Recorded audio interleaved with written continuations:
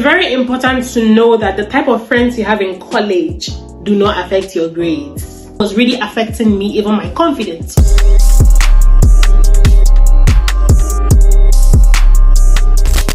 Hello Divas and Deeds, my name is Mandimora, your favorite person in the whole world. If it's your first time here, you're absolutely welcome. So I am an England-based content creator / YouTuber. I create content around food, around lifestyle, around dialogue, and around travels. So if this is your type of video, you might want to subscribe and keep watching. On today's video, I'm going to be discussing some mistakes / progresses that I made when I was in college that helped to prepare me for law school, which I'm currently in.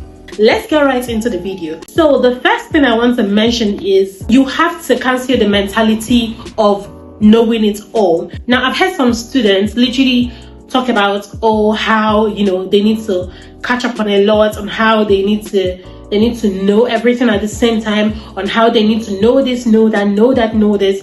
And I think it's an absolute lie. I'm going to explain. Now, there is nothing wrong with not understanding everything, and you don't have to put so much pressure on yourself just because you're trying to probably get a certain grade in college, probably impress some of the tutors, or basically some things that you think you need to do to become successful or to maintain good grades in college. Rather, what I would advise you would do, or what I did that helped me, was doing as much as I could and doing everything I need to do. Now, there's a difference between doing what you need to do and putting yourself in a certain pressured mindset where you need to do everything. Those are two different things. Now, for me, I did everything I needed to do. Obviously, you're in school, you're learning, it's a place of learning, and if you want to make grades, good grades that will qualify you or that will put you in a position to qualify for uni, right? You need to have good grades. You need to pass your examinations, your tests, and whatever it is that you need to pass. So what you have to understand, or what you need to do, is study as much as you can, do all your assignments or your assessments. They're all very important, and make sure that you do enough research. Do not, for whatever reason, play with lectures, play with semesters, play with attending classes. Do not. See, I understand that some of us don't like going to the library. I am also someone who do not like to go to the library. I can't lie about that. But what I did that basically helped me was I made a lot of researches online, and I got a lot of books online that basically helped me. Shout out to my ex-college, the one I attended, which is Nottingham City College or whatever. They help you in a way that literally hear students talk about how they need to buy this book, how they need to buy the other one from Google, how they need to buy this, buy that. But I'm like, what are you guys talking about? Because I didn't even get to experience that, right? So Nottingham College basically puts you in a position where helps you. Obviously, they first of all understand you're a student. There is a limited amount of money that you have, especially if you're a full-time student, right? So they try not to put you in a position where you have to invest a lot of finances in your education or in books or in textbooks. So a lot of these researches you can find it online, but you have to also verify sources where you get your information from. I would never advise anyone, if you're in college and you use Wikipedia and you use lawteacher.net or .org or whatever, you guys understand what I'm saying. I'm going to write the name here if I find it. Please make sure you don't use it. Stop using it right now. Wikipedia, law.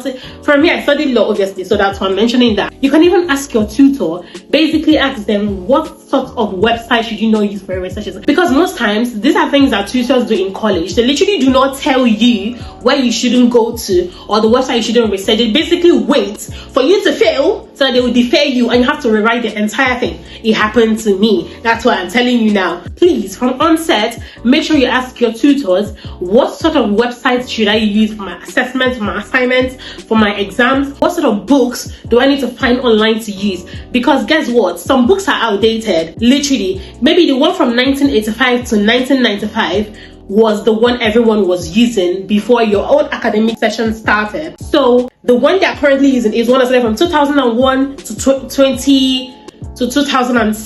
So that is the one you would need to use, but they will not tell you these things. This is why you need to ask these questions, just for you to understand. Another thing I want to point out, the mistake that I made in college that I wouldn't want you to make, and also the progress I made while at it, was feeling like I needed to ask questions in the whole class, and if I don't understand it, I get frustrated about it. Now I'm going to explain this situation. Back when I was in college, right, let's say everybody is seated in class, the tutor is in front of the class teaching and everything, right, and you don't understand something, you do not need to ask in that moment. It's okay even when they ask, do you understand? I don't like to ask questions in front of people. Now don't get me wrong, if a question is asked or thrown at the students or thrown at us and I know the answer, I necessarily do not put up my hand immediately, right? I would literally kind of wait to know if anyone would answer, and if I see nobody's answering, I could answer. I'm not one of those people that would literally put up their hand, oh yeah, okay, yeah, I want to answer.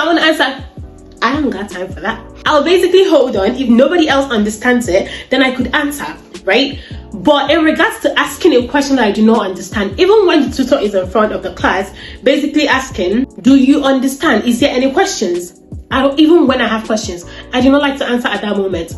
This is what I do. Initially, I wasn't doing it. I would just leave it like that. I wouldn't understand. It really affected me. But I'll talk about how it affected me somewhere in this video. But basically, what I did that helped me when I discovered that, oh my goodness, not asking questions is sort of like a problem and I need to work on that. What I did that helped me in that moment was, now when lessons are over, when teaching is over, I could send an email if I don't want to do it after or during that class, because you know sometimes during class times when lessons are over, some students don't like to leave the class because maybe there's another lesson or something, or another lecturer that would need to come in, or another tutor that would need to come in, so there is no time to, oh my gosh, yeah, I did not understand this question, whatever. I don't like to do that. What I do is I wait, maybe after school day ends for that day and I get home, I could literally email that tutor and ask them my questions. You have every right to ask any questions you want, as long as obviously they're knowledgeable, not insultive. You have every right to ask any academic questions to your tutor via email, via whatever, via messages, however it's via Teams, however it is you do it. So that's what I do. And then when I email them, they're able to answer my question. I don't have to face them face to face while they're answering me. And as I've emailed it to me, I could copy it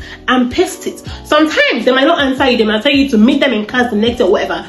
This could most probably happen in uni, but in college I think they give you that kind of soft landing, that kind of, you know, calmer attitude, because in uni you have to be up and going. They don't literally teach you anything, you have to learn by yourself. But I digress. So during that time you could ask these questions via emails and everything, and they would answer you, or they could ask you to meet them for you to learn. You can get your pen and paper, or you can record the conversation if they would obviously have to ask for permission. I think I'm not really sure, but basically what I'm saying is you do not have to ask questions in that moment. Now, how did this affect me, right? I'm going to talk about how it affected. I've talked about the progress I made, but I'm going to talk about how it affected me before I started making progresses. So basically what would happen is that I would end up not getting some questions in my assignments, and the level of questions I don't get is always higher than the ones I got. So I would always end up being deferred.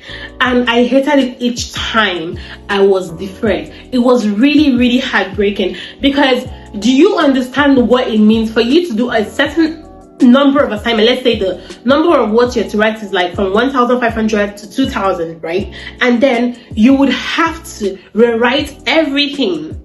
Obviously there will be new things, you have to get the answers right now, isn't it? But you just have to redo it again, even though you spent a number of times, a number of weeks working on it. That's how it works sometimes, unfortunately. Now, speaking of being deferred, right, I remember, like I said previously, I hated being deferred. If anytime I got a feedback and I needed to, if in case you don't understand what defer means, deferring, a tutor deferring your assignment basically means they would have to tell you that you did not do well in this, so you'd have to rewrite it to get a higher grade or a better grade than you did the first time. I changed the higher grade to a better grade, so you understand that because you're doing it for the second time does not mean you get the best grades. It just means they're giving you a second chance at what you've already done, so you just have to do it better. Because I think after the second deferral, I don't know if they give third deferral or whatever, but I didn't have that, so I necessarily do not know. Anytime I would get this defer thing, it really breaks my heart, and it puts me in this place of oh my gosh, I'm not doing well, I'm failing, how am I gonna pass law school? Am I going to get into law school? I'm not even doing well right here in college. I'm not even passing this. I need to pass this. If I don't pass this, I can't qualify for what I'm about to go for or for what is in the future. It gets me really frustrated, you guys. But when it got really overwhelming, what I did was, because sometimes I feel like the tutors do not really care like that, to be fair. So what I did was I finally met with a counselor in school. Now that is one of the best things that can happen to you in school. Anytime you're feeling overwhelming, trust me, you're not alone. I know there are other people that would not share the experience, but get it from your YouTube auntie, right? I promise you, you're not alone. You're not the only person feeling that. You're not weird. Go meet a counselor. Now, a counselor will take their time to understand. You can even cry, you can weep, you can scream, you can shout at them how you feel. They will hear and they will listen to you. Absolutely. And they're not listening to you just to respond back to you. They're listening to you to understand where you have certain problems at, and to know how they can help you. So this is what I did. It took a lot of courage in me, inbuilt courage, for me to go do that. So after I spoke to a counselor, it really changed everything for me. And I'm going to talk about how it changed my life, or how it changed my grades. Now, when I was done, what happened was, the counselor at the end of the meeting that we both had, she told me that, oh, I shouldn't worry, that now I have told her this, everything is going to get better. I should watch out for this, that she's going to assist me, she's going to help me, that I have nothing to worry about. She calmed me down on everything, and I felt good when I left. I felt like something had been lifted, because I couldn't even share with anybody, not even my friends. I mean, some of my friends were also doing amazingly well, and like, there is me getting a deferred assignment. You know how heartbreaking that is. After that moment, or after that situation, what happened next was, I noticed that my tutors started getting more better at explanation. Also, you know, giving me, how am I going to describe it? So basically, let's say after lessons or something, I could be called. A tutor could like come and be like, Mandy, is there something you don't understand and you want to, you know, want me to explain? I would call it an absolute care, right? Because I was already having this, you know, this deferred situations going on. And anytime I got a second try, I actually passed it the second time. Just I don't pass it the first time, but not all, some of it. But it was really affecting me, even my confidence. When they would call me by the side and ask me these questions and everything, how they can assist me, it helped me be more open towards them. So I'm able to like tell them, okay, this is what I'm facing, this is what I do not understand, this is that. And then they would literally assist me. They would tell me the best way to, like, you know, in terms of referencing, step by step, things that would help me in doing my assignments even better, in doing my coursework even better. And when they would do these things, like I said, it made me feel comfortable, and I started seeing massive improvements. I started to see myself better than I used to before, because now I would do an assignment and I could pass the first time without having to go through the hassle of defer or whatever. But let me tell you, there is advantage of being deferred, because at some point, oh, I wish I was. You guys, that is the situation about life. Like, sometimes it's always fluctuating. Like, there's no perfect thing to me. There's no one way to life, right? So sometimes when I would write something, I could get a pass or a merit, but I'm aiming for a distinction, I'm aiming for a higher grade. But because I passed it the first time, I can't redo it again. I can't get a deferment. That first one that I submitted and I passed, that is going to go into my grade column portfolio. When I got deferred, let's say I didn't pass the first time, second time I did it, I could get a higher grade, way more than the first time I did it. But if you pass the first time, you can't do it the second time. So you have to take that grade, whether you're comfortable with it or not, as long as you passed. That's it. Another thing I want to say is, it's very important to know that the type of friends you have in college do not affect your grades. Yes. It's all about your mindset. It's all about you knowing you have one thing to focus on. One mindset that is very important for you to have is knowing, I don't want to repeat a year in college. If you wouldn't want yourself to be in that situation, you have to work for it, work towards it. You'd have to be prepared for it. You would have to do what you have to do. Do everything you have to do. When you do this, whatever it is you do outside studies, outside your coursework, outside your assignments, outside your assessments, outside your MCQ or MOQ, it doesn't really matter. That is absolutely on you. Your lecturers do not care. The tutors do not care. Counselors really care a little bit, not too much. But the type of peers you keep, or the type of friends you keep, I mean, at the end of the day, personally, I would advise anyone to obviously make sure you make good friends, not friends that would take you to jail, or friends that will lead you astray. Very important. But necessarily, when you hear a situation like, oh yeah, make sure you keep this certain type of friend, don't keep certain type of friend, or make sure you life in general, that is important. But in regards to you having good grades, it has nothing, absolutely nothing to do with it. And this is because everyone is busy minding their business. In school, you come alone, you go alone. Even if your neighbor lives next door to you, they would have to go to your house, you'd have to move into your own house. That is literally how it works in school. And it even gets more intense in uni, because in uni you don't have your tutors around you. You don't have them telling you do this, do that. I wish some things I know now about uni, I might make a different video about this because I don't want this video to be so freaking long, but some things I know now being a law student in uni, I wish I knew these things when I was in college, because it would have helped me so much. It would have prepared me. And interestingly, when I was in college, I had some friends who were in uni, but they didn't even tell me all these things, and I just came out just singing things different. I was just like, oh my god, this is not how it worked in college. It was really, really intense. But the one thing I will tell you about uni that is different from college is in uni